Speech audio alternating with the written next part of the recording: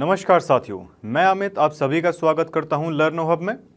लर्नो hub the free learning platform, जहां आप पढ़ सकते हैं मैथ्स, एसएसटी, साइंस जैसे सब्जेक्ट, वो भी एकदम फ्री में एट learnohub.com। लर्नो हब मतलब फ्री है पर बेस्ट है।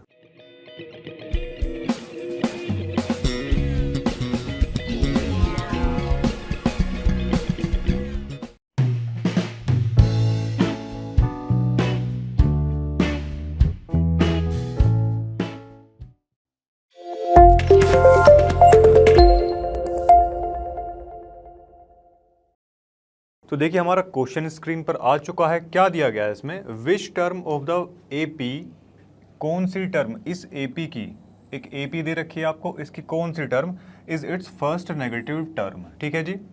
देखिए इस एपी को देखने से हमको एक चीज़ तो बिल्कुल क्लियर हो रही है कि ए की जो वैल्यू है ना, ए की वैल्यू 121 121 जो है इसकी वैल्यू दे रखी है। ठीक है जी। चलो डी कितना है? डी यहाँ पर क्लियरली देख सकते हैं -4 है। नेगेटिव टर्म कौन सी होने वाली, कौन सी वो nth टर्म होगी, कौन से नंबर की टर्म है जो कि हमारी फर्स्ट नेगेटिव टर्म होने वाली है। नेगेटिव टर्म होने के लिए हम सभी जानते हैं, देखिए ये फॉर्मूला होता है, क्लियर है। नेगेटिव टर्म होने के लिए ये जो an है ना, इसकी वैल्यू कम होनी चाहिए, किससे? 0 से कम होनी चाहिए। ठीक है। चलिए अब अगर देखा जाए यहाँ पर इसकी वैल्यू निकाल कर अगर देखें, a कितना है? 121 है। n तो हमको पता ही नहीं है, n-1। d, अब d कितना है? देखिए d है -4। क्लियर है जी। चलो 121, ये -4 है, मल्टीप्लाई इसकी अंदर होगी, यहाँ पे ये प्लस का n है तो माइनस का n हो जाएगा, -1 है तो ये दोनों कैसे हो जाएंगे? प्लस का ये 4। अब 125 -4n, ये तो आई हमारी n की वैल्यू। अब हमने क्या बताया था? अगर हमको पता करना है कि नेगेटिव टर्म कौन सी है, इसका मतलब कि इसकी जो वैल्यू है ए एन की वैल्यू 0 से छोटी होनी चाहिए। ए एन हमारा कितना आया है? 125 -4n लेस देन कितना? 0 से। ठीक है जी। अगर ऐसा कर दे हम, ये देखिए 4n यहाँ इधर माइनस का है, उस तरफ जाके कैसा हो जाएगा? प्लस का हो जाएगा। ये n की वैल्यू अगर यहाँ से निकालना चाहें तो कितनी आ जाएगी? अपॉन में ये 4 आ जाएगा।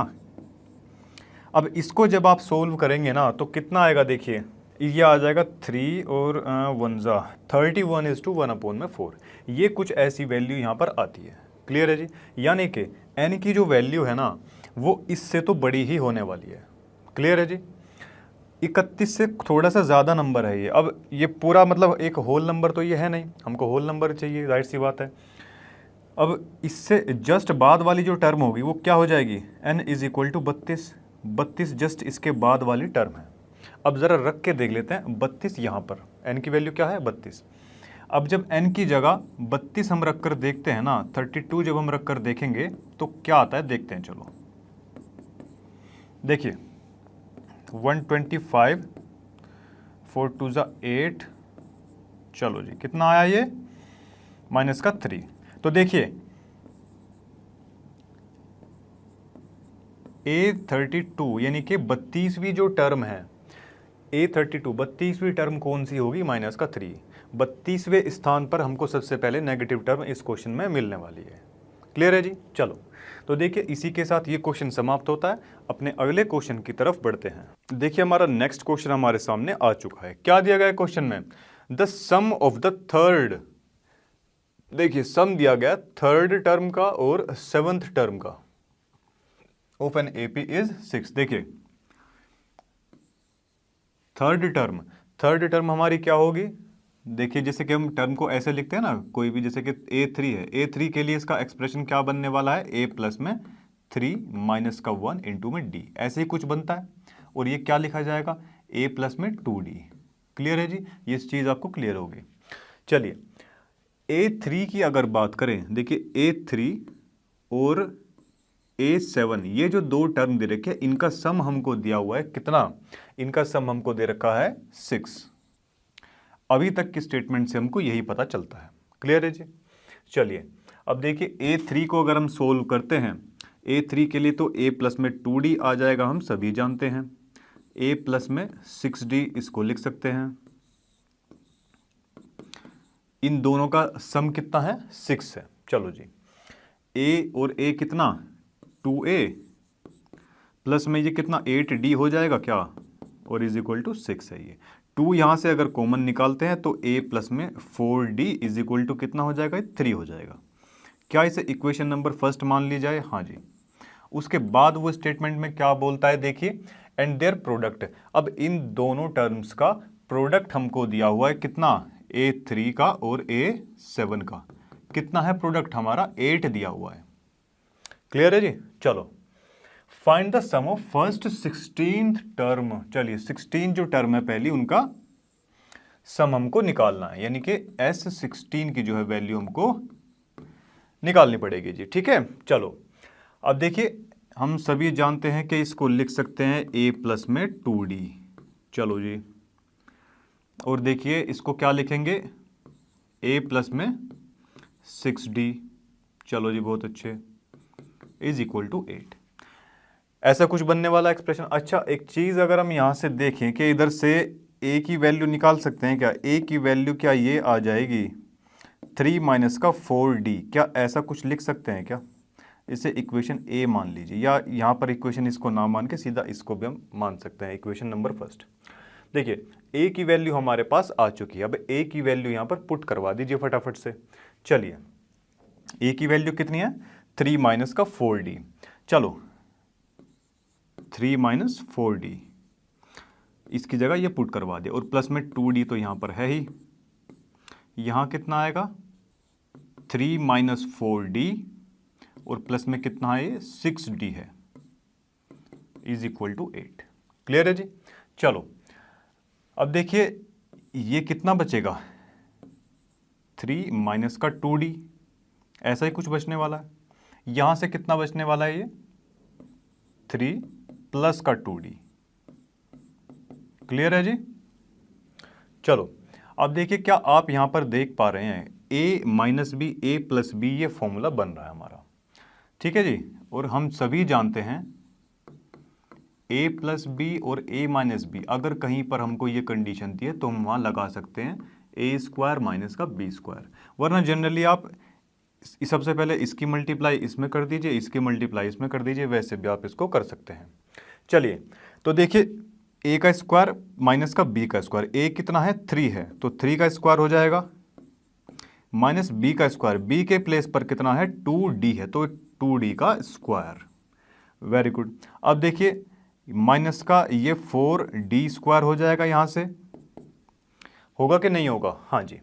ये 8 दिया हुआ है, ये 3 3 जा 9, 9 उस तरफ जाके माइनस का हो जाएगा 9। चलो जी, माइनस का 4d square is equal to कितना माइनस का 1 हो जाएगा। ये माइनस से माइनस हो गया cancel, d square is equal to 1 upon में 4, और d की वैल्यू यहां से कितनी आ जाएगी हमारे पास प्लस माइनस 1 अपॉन में 2। अब देखिए चलो जी 1/2 जो है वो वैल्यू आ चुकी है। Find the sum of first 16 term. ठीक है जी, अब देखिए d की वैल्यू हमारे पास आ चुकी है, और चलिए एक काम करते हैं, सबसे पहले तो फर्स्ट टर्म भी तो हमको निकालनी पड़ेगी ना इसकी। चलिए तो फर्स्ट टर्म निकाल लेते हैं फटाफट से। n तो हमको चलो पता है कि n की वैल्यू कितनी है 16 है, d की हमको दो वैल्यूज हमको दे रखी है प्लस माइनस का 1/2।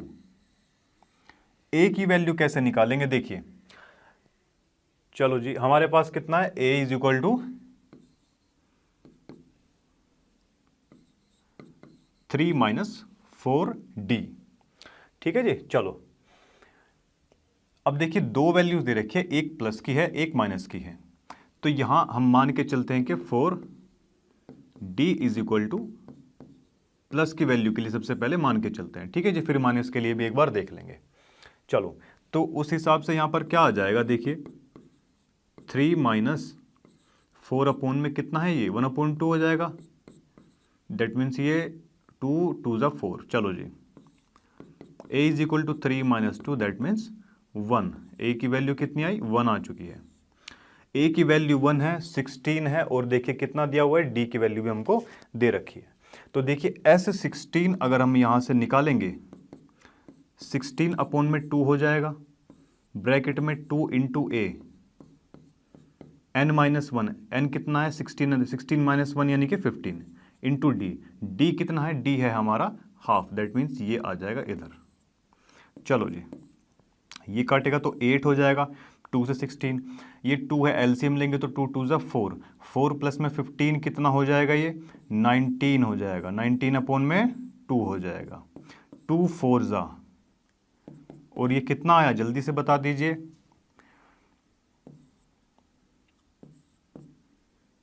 ठीक है जी, अगर d की वैल्यू प्लस का हाफ मानते हैं तो सम कितना आएगा हमारा, सम आ जाएगा कितना 76।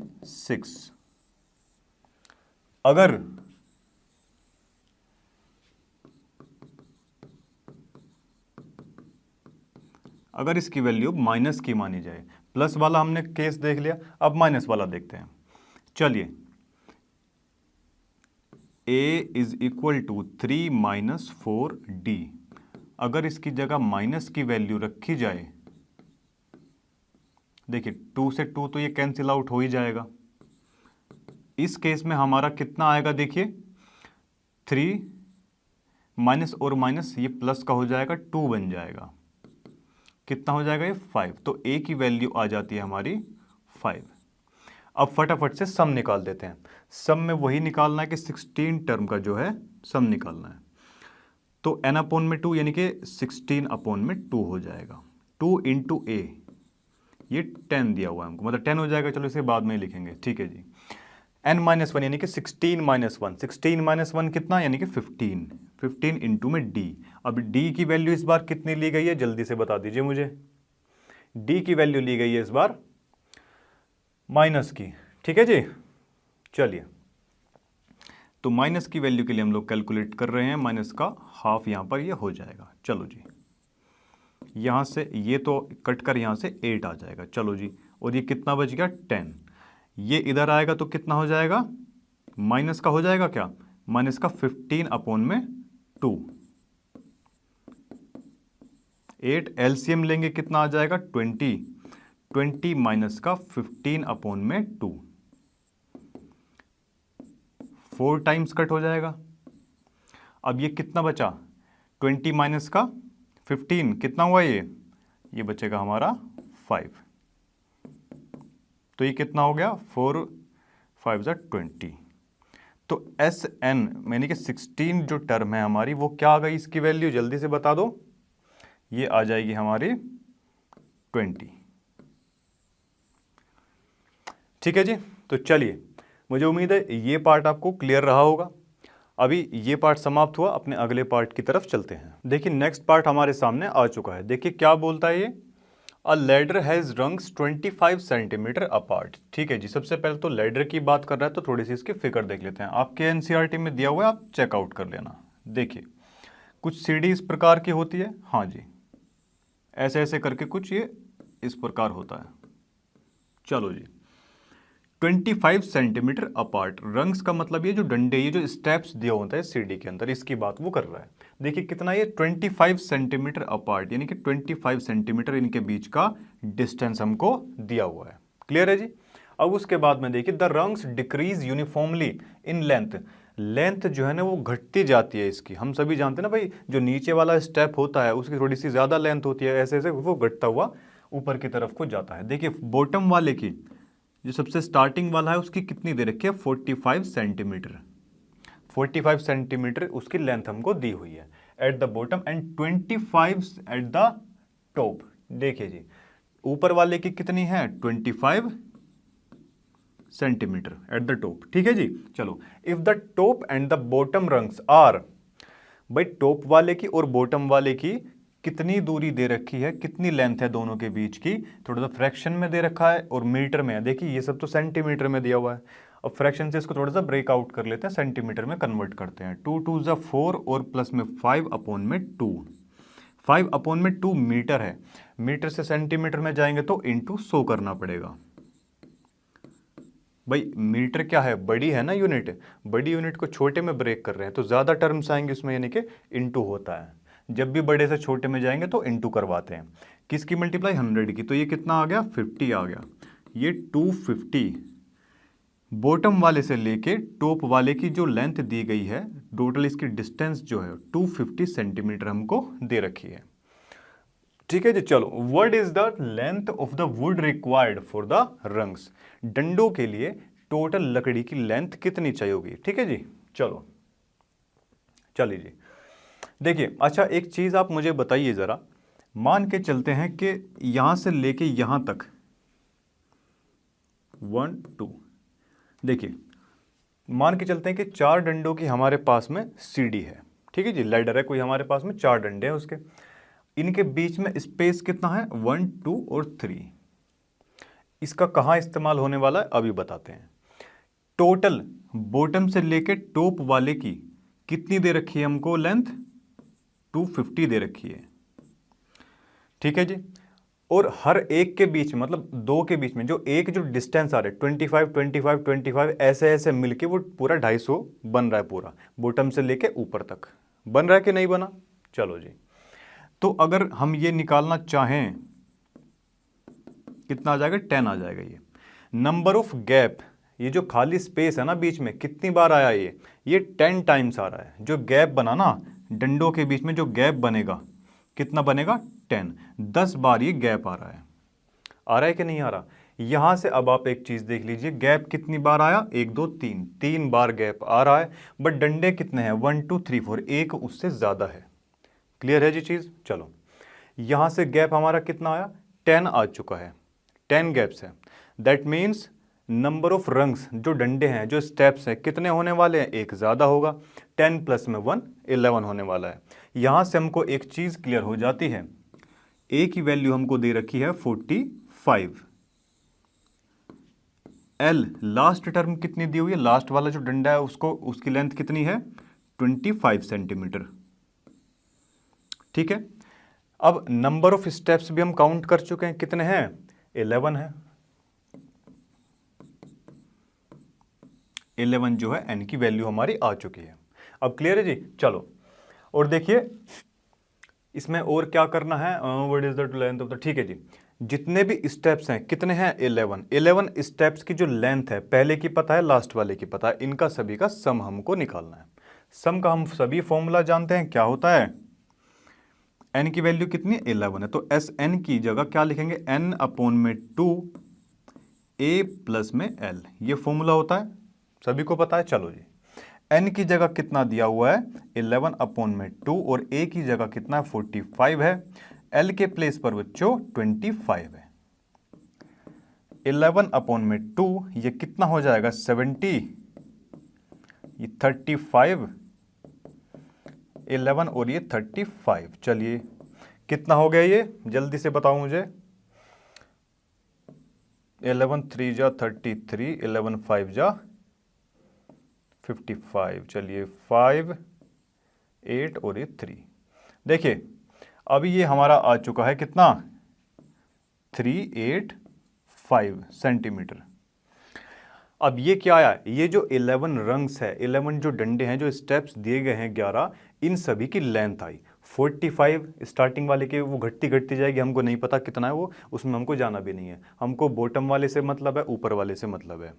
उस हिसाब से हमने टोटल जो है ना लेंथ निकाल लिए 11 डंडों की कितनी होने वाली है, कितनी है 385 सेंटीमीटर, टोटल जितने भी ये रंग्स हैं उनकी लेंथ होने वाली है। ठीक है जी, उम्मीद है कि ये पार्ट आपको समझ में आया होगा। तो चलिए इसी के साथ अपने नेक्स्ट पार्ट की तरफ चलते हैं। देखिए नेक्स्ट पार्ट हमारे सामने आ चुका है, क्या दिया है क्वेश्चन में, the houses of a row are numbered consecutively from 1 to 49। भाई एक रो दे रखी है हमको, एक रो के अंदर कुछ घर हैं 1 2 3 4 5 ऐसे ऐसे करके कहां तक गए हैं वो 49, ऐसे वो जा रहे हैं। ठीक है जी, ऐसे उनकी नंबरिंग हो रखी है। Show that there is a value of X, X की एक ऐसी वैल्यू है such that the sum of numbers of houses, houses के नंबर्स का सम, किस हाउसेज के नंबर का सम, प्रीसीडिंग द हाउस, उस हाउस से पहले वाले, प्रीसीडिंग का मतलब पहले वाले,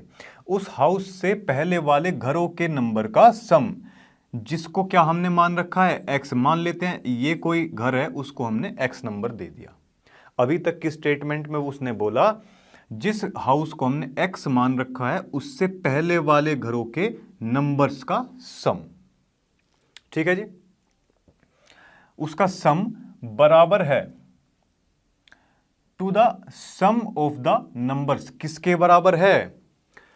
to the sum of numbers of houses, उन घरों के नंबर्स का सम फॉलोइंग इट, जो इसको फॉलो कर रहे हैं, यानी कि जो इसके बाद वाले हैं। ये एक हाउस है, इसको x मान रखा है, इससे पहले वाले जो घर हैं उनका सम बराबर किसके हैं? जो इसके बाद वाले घर हैं उनके सम के। तो यहां से कुछ हमारा कुछ ये बन जाएगा क्या? देखिए, इससे जो जस्ट पहले वाला घर होगा क्या वो x-1 रहा होगा? x-1 रहा होगा कि नहीं? चलो जी, तो उसने यही बताया यहां से लेके यहां तक का जो सम है वो इस सम के बराबर है। क्लियर है जी? चलो, अब एक चीज आप मुझे बताइए कि ये जो सम है यानी कि x-1 वाला जो घर है भाई, एक से लेके यहां तक जाएगा ना, ये सम जो है किसके बराबर दे रखा है? इस वाले के बराबर दिया हुआ है। दिया है कि नहीं दिया? अब एक बात बताइए, x के जो बाद वाला ये जो हिस्सा है इसका सम हम कैसे निकाल सकते हैं? भाई अगर हम इस टोटल में से इतना हिस्सा, ये x वाला x तक का हिस्सा अगर माइनस कर दे, भाई टोटल में से इतना हिस्सा माइनस कर दे, तो हमको ये मिल जाएगा क्या? मिलेगा क्या नहीं? चलिए, टोटल में से यानी कि S49 में से 1 से लेके 49 तक गया जितने भी घर हैं, इस पूरे का सम निकालो। इस पूरे के सम में से अगर हम माइनस करवा दे, कहां तक का सम? 1 से लेके जो x वाला जो घर है यहां तक का सम अगर हम माइनस करवा देते हैं, तो अब ये कंडीशन सेटिस्फाई हो रही है ना हमारी? जैसा क्वेश्चन में बोला हमने वैसी स्टेटमेंट इसको यहां पर लिख दी है। तो उसके लिए सबसे पहले देख लेते हैं S(x-1) हमारा क्या निकलता है। देखो, S(x-1) हमारा क्या निकलेगा? चलिए, n/2, n/2 और ये a प्लस में l, ये फॉर्मूला यहां पर लगा देते हैं। n की वैल्यू कितनी है? x-1 है, अपॉन में 2 है। a की वैल्यू कितनी है? 1 है। लास्ट वाला घर है, लास्ट वाले घर की वैल्यू क्या दे रखी है? x-1 हमको दी हुई है। ठीक है जी, चलो 1 से 1 कैंसिल आउट, x बचेगा यहां पे, तो x-1 अपॉन में 2। ये तो हो गई जी इसकी बात। चलो जी, अभी कर लेते हैं थोड़ा सा S(x) वाले की। ठीक है जी, अगर S(x) देखें हम तो कितना आ जाएगा? देखिए n/2 a प्लस में l। चलो जी, नंबर देखिए, n की वैल्यू कितनी है? x है, अपॉन में 2, a कितना है? 1 प्लस में l की वैल्यू क्या है? लास्ट टर्म, लास्ट वाले घर को कौन सा नंबर दिया गया है? x। देखिए यहां से कितना आ गया? x प्लस में 1 इंटू x अपॉन में 2। ऐसा कुछ आ गया क्या? हाँ जी। अब देखिए 49 वाले की भी तो वैल्यू चाहिए हमको। 49 वाले की कैसे निकालेंगे? n की वैल्यू कितनी है? 49 अपॉन में 2। फर्स्ट टर्म कितनी दे रखी है? 1 है, और प्लस में लास्ट वाले कितने नंबर दिया हुआ है? 49। तो ये हो जाएगा हमारा माइनस का, सॉरी माइनस नहीं, अभी कहाँ माइनस हो जाएगा भाई? माइनस तो इधर होगा। चलिए 50 हो गया, ये हो जाएगा हमारा 25 की जब इसमें मल्टीप्लाई करवाएंगे तो कितना आएगा? जल्दी से बता दो मुझे। ये आ जाएगा हमारा 100, और जी ये आ जाएगा 1225। देखिए 1225 हमारा यहाँ पर आ चुका है S49 की वैल्यू। चलो जी, अब इन सभी वैल्यूज को उठा के इस वाले एक्सप्रेशन में हमको रखवा देना है। चलिए जी, S सम ऑफ कितने घरों का सम? x-1 तक के जो घर हैं उनका सम कितना निकाला था हमने? देखो x-1 अपॉन में 2, ये कुछ निकाला था क्या? 49 वाले का कितना निकाला था? 1225। x तक के जो घर हैं उनका सम हमने कितना निकाला है? x प्लस 1 अपॉन में 2। क्या ऐसा ही कुछ निकाला है क्या? हाँ जी। अब देखो इनको एक काम करते हैं, इस टर्म को जो है ना पूरी की पूरी इधर ले आओ, तो x माइनस 1 ये इधर आएगी पूरी की पूरी टर्म, तो ये प्लस की हो जाएगी, अपोन में 2 इसके भी है और अपोन में 2 यहां पर भी है। चलो जी, बराबर में कितना है ये 1225 है। x बाई 2 इसमें से आ जाएगा कॉमन, अंदर कितना बचेगा x माइनस का 1 बचेगा और प्लस में x प्लस 1 बचेगा, ऐसा ही कुछ बचेगा जी, हाँ 1225। चलिए अब देखिए इसका नेक्स्ट जो है, देखो जी जब ये ब्रैकेट खुलेगा आपस में, ब्रैकेट खुलने के बाद में अगर आप लोग यहां पर देखें कि ये जो है ना कितना है, देखो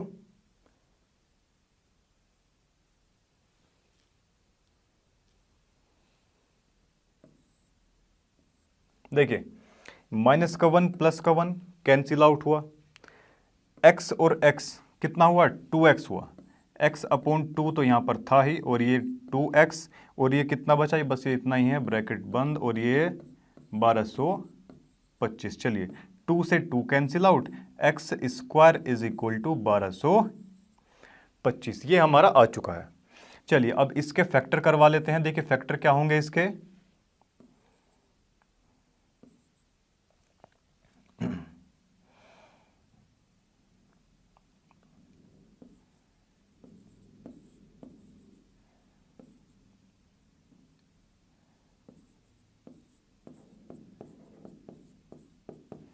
चलिए देखिए इसके जो है फैक्टर्स आ चुके हैं, 5 का स्क्वायर इंटू में 7 का स्क्वायर, स्क्वायर हटेगा उधर स्क्वायर रूट जाएगा, स्क्वायर रूट से ये जो है बाहर आएंगे, तो ये 5 इंटू में 7 बचेगा, दैट मीन्स कितना 35, और स्क्वायर जब हटता है किसी का तो प्लस माइनस में वैल्यू आती है, प्लस माइनस का 35 यहाँ पर वैल्यू हमारी आ चुकी है। तो घरों के नंबर माइनस में तो होने से रहे, क्योंकि 1 2 3 4 ये सारे प्लस में दिए गए हैं 49 तक, तो यानी कि 35वें नंबर का वो घर है अगर जिसकी वैल्यू हम देखें कि भाई 35 से जितनी पहले के घर हैं 1 से लेके 34 तक के जो घर हैं, यानी कि आप चाहे तो यहाँ पर निकाल कर देख भी लेना। चलिए ये काम थोड़ा सा मैं आपको दे रहा हूँ, देखिए इस एक्सप्रेशन में जब इसको रखेंगे ना 49 माइनस में ये x की वैल्यू क्या आई है 35 माइनस का x 34, s34 is equal to s49 minus s कितना 35, s34 का सम निकालना, उसके बाद में 49 का तो ऑलरेडी निकला हुआ है, s35 का सम निकालना, ये दोनों बराबर आने चाहिए, ठीक है। अगर बराबर आते हैं, LHS बराबर में RHS आती है, इसका मतलब x की वैल्यू सही है, माइनस की वैल्यू काउंट नहीं करनी, मैंने आपको बता दिया, प्लस की वैल्यू लेनी है, x इज इक्वल टू 35 हमारा ठीक हो जाएगा, अगर ये जो हमारा एक्सप्रेशन है ये हमारा बराबर आते हैं दोनों साइड तो, ठीक है जी। चलो तो देखिए ये पार्ट हमारा समाप्त होता है, अपने अगले पार्ट की तरफ चलते हैं। तो देखिए इस एक्सरसाइज का लास्ट क्वेश्चन हमारे सामने आ चुका है, देखिए क्या कहता है question, a small terrace at a football ground, ठीक है जी, एक फुटबॉल ग्राउंड का टेरेस है, कंप्राइजेज ऑफ 15 स्टेप्स, 15 स्टेप्स हैं उसके अंदर, ठीक है जी। चलो जी, each of which is 50 metre long, उनकी लेंथ हमको दे रखी है कितनी 50 मीटर, 15 मीटर लॉन्ग उसकी जो लेंथ हमको दी हुई है, ठीक है जी। अब उसके बाद में वो क्या बोलता है, and build of solid concrete, solid concrete से वो है बनाया गया है। चलो जी आ जाओ, each step has a rise, उसकी जो हाइट है, ये देख रहे हो ये हाइट, ये वाली जो हाइट है ना, ये कितनी दे रखी है उसकी 1/4 मीटर, क्लियर है जी। उसके बाद में वो क्या बोलता है, एंड ट्रेड ऑफ, ट्रेड जैसे वो नहीं बोलते क्या ट्रेडमिल जिस पे चलते हैं, स्टेप्स जहां पड़ता है उसको ट्रेड बोलते हैं, जैसे कि जहां इस स्टेप पड़ेगा ना ये वाला जो हिस्सा है, ये कितना दिया हुआ है, यानी कि ब्रेड्थ कितनी है इसकी 1/2 मीटर, ठीक है जी। इस फिगर में हम ये सब देख सकते हैं, कैलकुलेट द टोटल वॉल्यूम, अब इसमें क्या करना है, टोटल वॉल्यूम फाइंड आउट करनी है कंक्रीट की required to build this terrace, total भाई यहां से लेके यहां तक की कंक्रीट जो है कितना इस्तेमाल हुआ होगा, और किसी चीज़ का टोटल जो हम किसी चीज़ का वॉल्यूम अगर निकालें तो क्या हम उससे ये बता सकते हैं कि टोटल मटेरियल कितना इस्तेमाल हुआ होगा? उसके लिए हमको वॉल्यूम पता होनी चाहिए। क्लियर है जी? चलो अब देखिए, आप एक चीज़ देख ही पा रहे होंगे। अच्छा ये बताइए, क्या एक रेक्टेंगुलर शेप में नहीं है? ये रेक्टेंगुलर में है ना, बट रेक्टेंगल का तो यहाँ पर कोई इस्तेमाल हो नहीं पाएगा। क्यों नहीं हो पाएगा? क्योंकि रेक्टेंगल कैसी है, एक 2D फिगर है। और क्यूबॉइड और रेक्टेंगल में एक इतना सा ही फर्क है कि क्यूबॉइड में हो जाती है हाइट ऐड, क्यूबॉइड बन जाती है वास्तविक चीज़, रियल चीज़, जो कि रियल लाइफ में एग्जिस्ट करती है, हम मतलब कोई भी मटेरियल के फॉर्म में। अब देखिए 2D फिगर और 3D में क्या होता है, 3D में हाइट ऐड हो जाती है, हाइट भी उसमें आ जाती है। 2D फिगर केवल कोई भी प्लेन पेपर हुआ, कोई बोर्ड हुआ, उस पर ही हम केवल ड्रॉ कर सकते हैं। Rectangle is a 2D figure, cuboid is a 3D figure, बस इतना सा ही डिफरेंस है। अगर वॉल्यूम की बात करते हैं तो वॉल्यूम ऑफ अ क्यूबॉइड कितना होता है, L into B into H. पहली क्लासेस में हम लोग ये पढ़ते आए हैं, ठीक है जी। तो देखिए यहां से लेके ये पूरा स्टेप एक है, ये पीछे तक जा रहा होगा, लंबाई इसकी 50 मीटर दे रखी है, हाइट पता है, और ये पता है हमको किसकी, ब्रेड्थ और लेंथ, हाइट, तीनों चीजें पता है। उसके बाद में ये फर्स्ट स्टेप का है, ठीक है, और ये कहां तक गया, सेकंड, थर्ड, फोर्थ, ऐसे ऐसे करके 15 स्टेप्स तक वो जा रहा है। अब देखिए 15 स्टेप्स तक जा रहा है, जब नेक्स्ट वाले पे वो बढ़ेगा तो क्या ये सेम वॉल्यूम के दोनों हो जाएंगे क्या? भाई जब सभी की हाइट, लेंथ और ब्रेड्थ सेम है, हम फर्स्ट वाले का निकालेंगे, उसके बाद जब वो सेकंड स्टेप पे जाएगा तो क्या ये दो क्यूबॉइड नहीं बन जाएंगे? यहाँ दो क्यूबॉइड की लेयर नहीं बनेगी, एक ऊपर वाली एक नीचे वाली। ऐसे ही जब वो थर्ड स्टेप रखेगा तो एक ये और एक ये, तीन बन जाएंगे। ऐसे ऐसे करके वो टोटल 15 तक ऐसे ऊपर तक वो गया है। जितने स्टेप्स वो बढ़ रहा है, सेकंड स्टेप पे जाएगा तो दो क्यूबॉइड हमारे सामने आ रहे हैं, थर्ड स्टेप पे बढ़ रहा है तो तीन क्यूबॉइड ऐसे सामने आ रहे हैं हमारे, ठीक है जी। चलो तो देखिए इसमें क्या पता है कि टोटल वॉल्यूम हमको फाइंड आउट करनी है। वॉल्यूम हम देख चुके हैं, L into B into H होती है। तो इसकी जो टोटल वॉल्यूम की बात करें तो देखिए टोटल अगर इसका फाइंड आउट करना है हमको तो V1 प्लस में V2 प्लस V3 कहाँ तक जाएगा, ये V15 तक जाएगा। वॉल्यूम कौन से वाले की, 1, 2, 3 से लेके 15th जो स्टेप है वहाँ तक हमको वॉल्यूम देखनी है इसकी, ठीक है जी। चलो अब देखिए वॉल्यूम अगर फर्स्ट वाले की देखें, L इंटू बी इंटू में H, यानी कि 50 मल्टीप्लाई 1/4 1/2। क्लियर है जी। सेकंड वाले में जब जाएंगे तो सेकंड वाले की क्या, यहां पर कितने क्यूबॉइड हैं, दो क्यूबॉइड हैं कि नहीं है? फर्स्ट वाले की अब देखिए, जैसे कि इसमें हम क्या ऐसा लिख सकते हैं क्या, सेकंड वाले के अंदर 50 इंटू में 2 1/2 और 1/4 प्लस 50 इंटू में 1/2 और 1/4। भाई सेकंड स्टेप की बात आ रही है, दो ही तो क्यूबॉइड बन रहे हैं ना यहाँ पे, आप देख ही सकते हैं क्लियरली। तो इसको और इसको अगर हम बाहर ऐसे कॉमन निकाल लें, 1/4 ये कॉमन ले लिया, अंदर कितना बचेगा, इसकी जगह 1 बचा और इसकी जगह भी 1 बचा, 2 आ गया कि नहीं आ गया? सेकंड स्टेप पे देखिए टोटल स्टेप्स तो कितने आ गए, 2 स्टेप आ रहे हैं। वॉल्यूम तो फिक्स ही रहेगी ना भाई, जो डायमेंशंस दी है वो तो फिक्स ही रहेगी कि नहीं रहेगी? फर्स्ट स्टेप के लिए वॉल्यूम ये 1, मतलब ये एक ही लिखा जाएगा पूरा। सेकंड स्टेप पे जब जाएंगे तो वॉल्यूम 2 बार काउंट हो जाएगी कि नहीं? ऐसे ही थर्ड वाले पे जाएंगे तो 3 बार काउंट, 4 वाले पे जाएंगे तो 4 बार काउंट, 15th वाले पे जाएंगे तो 15 बार ऐसे ऐसे करके काउंट होगी, क्योंकि टोटल जो क्यूबॉइड हमारे बन जाएंगे 15 बनेंगे कि नहीं बनेंगे वो। हाँ जी चलिए, तो इसी प्रकार हम देख सकते हैं कि यहाँ से इन सभी के सेकंड स्टेप की अगर बात करें, यहाँ से वॉल्यूम उठा के बाहर लिया, कॉमन ले ली, ठीक है, तो कितना हो जाएगा, 2 आ जाएगा। थर्ड वाले में यही चीज़ कॉमन आ जाएगी, यहाँ पे +1 और हो जाएगा तो 3 हो जाएगा।